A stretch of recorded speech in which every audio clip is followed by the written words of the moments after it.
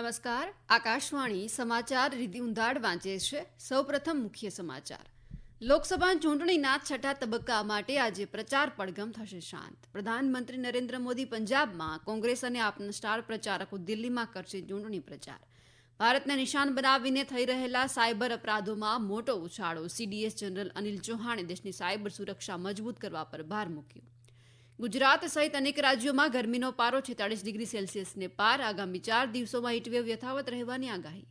વિશ્વ પેરા એથ્લેટિક્સમાં ભારતનું સર્વશ્રેષ્ઠ પ્રદર્શન. 5 સુવર્ણ સહિત 12 ચંદ્રક જીત્યા. આજે દેશ અને દુનિયાભરમાં બુદ્ધ પૂર્ણિમાની ઉજવણી. રાષ્ટ્રપતિ અને ઉપરાષ્ટ્રપતિએ પાઠવી શુભેચ્છાઓ. સમાચાર વિગતવાર. લોકસભા ચૂંટણીના છઠ્ઠા તબક્કા માટે આજે પ્રચાર પડઘમ સાંજે શાંત થશે. આ તબક્કામાં 7 રાજ્યો અને 1 કેન્દ્રશાસિત પ્રદેશ સહિતની કુલ 58 બેઠકો માટે 25 મેના રોજ મતદાન થશે, જેમાં બિહારની 8, હરિયાણાની તમામ 10, જમ્મુ કાશ્મીરની 1, ઝારખંડની 4, દિલ્હીની તમામ 7, ઓડિશાની 6, ઉત્તર પ્રદેશની 14 અને પશ્ચિમ બંગાળની 8 લોકસભા બેઠકો માટે મતદાન થશે. આ બેઠકો પર 889 ઉમેદવારો ચૂંટણી મેદાનમાં છે. વિવિધ રાજકીય પક્ષોના સ્ટાર પ્રચારકો મતદારોને રીઝવવા માટે આજે અંતિમ પ્રયાસ પણ કરવાના છે. ભાજપના વરિષ્ઠ નેતા અને પ્રધાનમંત્રી નરેન્દ્ર મોદી પંજાબના પટિયાલામાં ચૂંટણી સભા સંબોધશે. દિલ્હીની 7 લોકસભા બેઠકો માટે પ્રચાર અભિયાન આજે સાંજે પૂર્ણ થઈ રહ્યું છે. આ પૂર્વે ભાજપ, કોંગ્રેસ અને આમ આદમી પાર્ટીના નેતાઓ આજે પ્રચાર મેદાનમાં ઉતરી રહ્યા છે. ભાજપના વરિષ્ઠ નેતા અને કેન્દ્રીય મંત્રી રાજનાથસિંહ, પિયુષ ગોયલ અને સ્મૃતિ ઈરાની તેમજ ઉત્તરાખંડ અને રાજસ્થાનના મુખ્યમંત્રી ચૂંટણી સભા અને રોડ શો કરશે. કોંગ્રેસના વરિષ્ઠ નેતા રાહુલ ગાંધી દિલ્હીના મંગોલપુરી અને સીમાપુરમાં ચૂંટણી સભા સંબોધશે, તો આપના નેતાઓ પણ રોડ શો કરવાના છે. લોકસભા ચૂંટણીના 7મા તબક્કાના મતદાનની તૈયારીઓ ચાલી રહી છે. આ તબક્કામાં 8 રાજ્યો અને 1 કેન્દ્રશાસિત પ્રદેશની કુલ મળીને 57 બેઠકો માટે મતદાન થવાનું છે, જેમાં 904 ઉમેદવારો ચૂંટણી મેદાનમાં છે. ચૂંટણી પંચે એક નિવેદનમાં કહ્યું છે કે 7મા તબક્કા માટે 2105 ઉમેદવારી પત્રો ભરાયા હતા, જેમાંથી 954 જેટલા ઉમેદવારી પત્રો સ્વીકારવામાં આવ્યા છે. પંજાબમાં સૌથી વધુ 598 ઉમેદવારી પત્રો ભરાયા, જ્યારે કે ઉત્તર પ્રદેશમાં 495 ઉમેદવારી પત્રો ભરાયા. અંતિમ તબક્કામાં ઉત્તર પ્રદેશ અને પંજાબની 13, પશ્ચિમ બંગાળની 9, બિહારની 8, ઓડિશાની 6, હિમાચલ પ્રદેશની 4, ઝારખંડની 3, કેન્દ્રશાસિત પ્રદેશ ચંદીગઢની 1 બેઠક માટે મતદાન થશે, જ્યારે પરિણામ 4 જૂનના રોજ જાહેર થવાનું છે. ભારતીય સાયબર અપરાધ સમન્વય કેન્દ્રએ કહ્યું છે કે ભારતને નિશાન બનાવીને થનારા સાયબર અપરાધોમાં નોંધપાત્ર વધારો થયો છે. આ હુમલાઓ મોટે ભાગે દક્ષિણ એશિયાઈ દેશોમાં થઈ રહ્યા છે. નવી દિલ્હીમાં પત્રકારોને સંબોધતા આઈફોર્સીના સીઈઓ રાજેશ કુમારે કહ્યું કે આ સાયબર અપરાધોની ઘટનાઓ કંબોડિયા, મ્યાનમાર, લાઓસ જેવા દેશોમાં સામે આવી રહી છે. તેમણે કહ્યું કે રોકાણ, ટ્રેડિંગ, ડિજિટલ ધરપકડ, ડેટિંગ સહિતના વિવિધ કૌભાંડો સંબંધિત સાયબર ફરિયાદોમાં મોટો ઉછાળો આવ્યો છે. શ્રી કુમારે કહ્યું છે કે દક્ષિણ પૂર્વ એશિયાઈ દેશોમાં થનારા સાયબર અપરાધોને પાર પાડવા ગૃહ મંત્રાલયના વિશેષ સચિવની અધ્યક્ષતામાં ઉચ્ચ સ્તરીય સમિતિની રચના કરાઈ છે.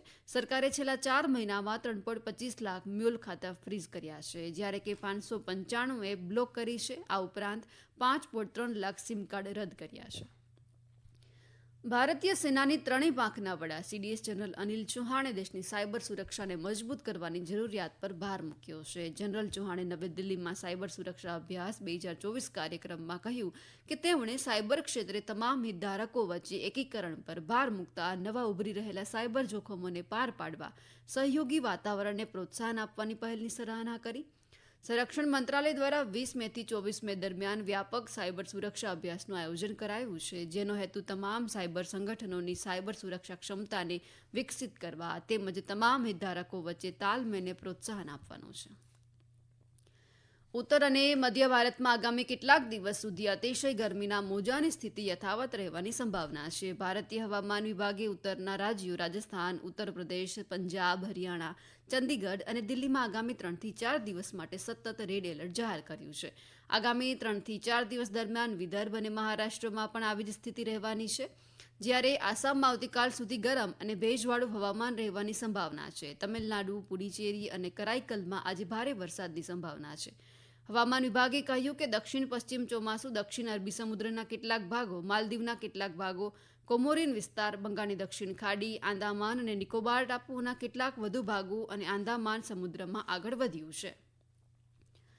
પર્વતીય વિસ્તારોમાં આબોહવા પરિવર્તનની નકારાત્મક અસરો વિશે આંતરરાષ્ટ્રીય સમુદાયનું ધ્યાન આકર્ષિત કરવા હેતુથી નેપાળના કાઠમંડુમાં આંતરરાષ્ટ્રીય સંવાદ કાર્યક્રમ યોજાયો છે. પર્વતો, લોકો અને જળવાયુ પરિવર્તન વિષય પર આજે પૂર્ણ થવાનું છે, જેમાં 25 દેશોના નિષ્ણાંતો ભાગ લઈ રહ્યા છે. નાના પર્વતીય અને દ્વીપ દેશો, આંતરરાષ્ટ્રીય સમુદાયના પ્રતિનિધિઓ ઉપરાંત વિવિધ NGO અને ખાનગી ક્ષેત્રે કામ કરતા પર્યાવરણ કાર્યકરો સહિત 200 લોકોએ ભાગ લીધો છે.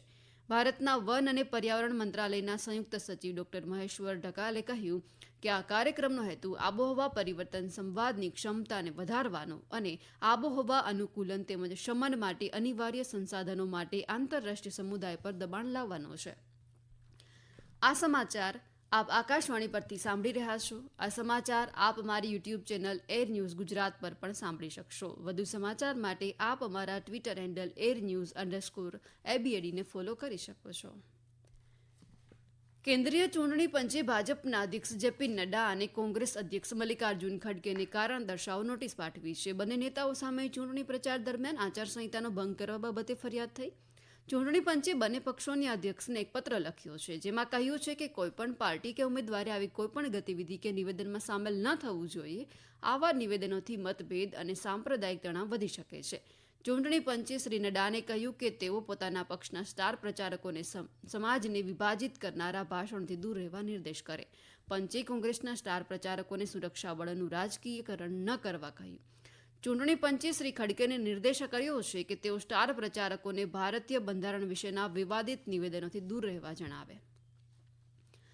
વિશ્વ પેરા એથ્લેટિક્સમાં ભારતીય ટીમોનું સર્વશ્રેષ્ઠ પ્રદર્શન યથાવત છે. અત્યાર સુધીમાં 5 સુવર્ણ સહિત કુલ 12 ચંદ્રક ભારતે જીત્યા છે. ગઈકાલે પુરુષ F46 શોર્ટપુટમાં સચિન સર્જેરાવોએ 16.30 મીટરનો થ્રો કરી સુવર્ણ ચંદ્રક જીત્યો છે અને પોતાનો જ 16.21 મીટરનો એશિયન રેકોર્ડ તોડ્યો છે. જ્યારે F51 ક્લબ થ્રોમાં 35 વર્ષીય ધર્મવીરે 33.61 મીટરનો થ્રો કરી કાંસ્ય ચંદ્રક જીત્યો છે. ઉલ્લેખનીય છે કે ભારતે ગત વર્ષે સૌથી વધુ 10 ચંદ્રક જીત્યા હતા અને આ વર્ષે અત્યાર સુધી ભારત 12 ચંદ્રક હાંસલ કરનાર ચીન, બ્રાઝિલ બાદ ત્રીજા ક્રમે છે. FIH પ્રો લીગ 2023-24માં ભારતીય મહિલા હોકી ટીમે બુધવારે પહેલા મેચમાં આર્જેન્ટિનાને 5-0થી હાર આપી છે. શરૂઆતના ક્વાર્ટરમાં ભારતીય ટીમે સારું પ્રદર્શન કર્યું, જો કે બાદમાં આર્જેન્ટિનાએ વળતો પ્રહાર કરતા મેચ જીતી લીધી હતી. ભારતીય મહિલા હોકી ટીમની આગામી મેચ આવતીકાલે બલ્ઝેનિયમમાં રમાશે. IPL ક્રિકેટની એલિમિનેટર મેચમાં રાજસ્થાન રોયલ્સે રોયલ ચેલેન્જર્સ બેંગલુરુને 4 વિકેટે હરાવ્યું. અમદાવાદના નરેન્દ્ર મોદી સ્ટેડિયમમાં ગઈકાલે રાત્રે રોયલ ચેલેન્જર્સ બેંગલુરુએ 20 ઓવરમાં 8 વિકેટ ગુમાવીને 172 રન બનાવ્યા હતા. 173ના લક્ષ્યાંકનો પીછો કરતા રાજસ્થાન રોયલ્સે 19 ઓવરમાં 6 વિકેટે 174 રન બનાવ્યા. આ દરમિયાન રાજસ્થાન રોયલ્સે ટોસ જીતીને ફિલ્ડિંગ કરવાનું પસંદ કર્યું. હવે ક્વોલિફાયર 2 માટે રાજસ્થાન રોયલ્સ અને સનરાઇઝર્સ હૈદરાબાદ વચ્ચે શુક્રવારે મેચ રમાશે. ભગવાન બુદ્ધની જન્મ જયંતિ નિમિત્તે આજે દેશના વિવિધ ભાગોમાં બુદ્ધ પૂર્ણિમાની ઉજવણી કરાઈ રહી છે. રાષ્ટ્રપતિ અને ઉપરાષ્ટ્રપતિએ બુદ્ધ પૂર્ણિમાની પૂર્વ સંધ્યાએ રાષ્ટ્રને શુભેચ્છા પાઠવી હતી. રાષ્ટ્રપતિ દ્રૌપદી મુર્મુએ પોતાના સંદેશમાં કહ્યું કે ભગવાન ગૌતમ બુદ્ધે માનવતા અને તમામ જીવો માટે સત્ય, અહિંસા, સૌહાર્દ અને પ્રેમનો સંદેશ આપ્યો છે. ઉપપ્રમુખ જગદીપ ધનખડે જણાવ્યું હતું કે ભગવાન ગૌતમ બુદ્ધના ઉપદેશો નૈતિક આચરણ, માનસિક અનુશાસન અને જ્ઞાનની શોધ માટે પરિવર્તનકારી રોડમેપ પ્રદાન કરે છે. શ્રી ધનખડે કહ્યું કે ભગવાન બુદ્ધના 4 ઉમદા સત્યો અને 8 ગણા માર્ગના સિદ્ધાંતો લોકોને કરુણા અને અહિંસા તરફ માર્ગદર્શન આપે છે. અંતે મુખ્ય સમાચાર ફરી એકવાર. લોકસભા ચૂંટણીના 6ઠ્ઠા તબક્કા માટે આજે પ્રચાર પડઘમ થશે શાંત. પ્રધાનમંત્રી નરેન્દ્ર મોદી પંજાબમાં, કોંગ્રેસ અને આપના સ્ટાર પ્રચારકો દિલ્હીમાં કરશે ચૂંટણી પ્રચાર. ભારતને નિશાન બનાવીને થઈ રહેલા સાયબર અપરાધોમાં મોટો ઉછાળો. CDS જનરલ અનિલ ચૌહાણે દેશની સાયબર સુરક્ષા મજબૂત કરવા પર ભાર મૂક્યો. ગુજરાત સહિત અનેક રાજ્યોમાં ગરમીનો પારો 46 ડિગ્રી સેલ્સિયસને પાર. આગામી 4 દિવસોમાં હીટવેવ યથાવત રહેવાની આગાહી. વિશ્વ પેરા એથ્લેટિક્સમાં ભારતનું સર્વશ્રેષ્ઠ પ્રદર્શન, 5 સુવર્ણ સહિત 12 ચંદ્રક જીત્યા. આજે દેશ અને દુનિયાભરમાં બુદ્ધ પૂર્ણિમાની ઉજવણી. રાષ્ટ્રપતિ અને ઉપરાષ્ટ્રપતિએ પાઠવી શુભેચ્છાઓ. આકાશવાણી પરથી સમાચાર પૂરા થયા. નમસ્કાર.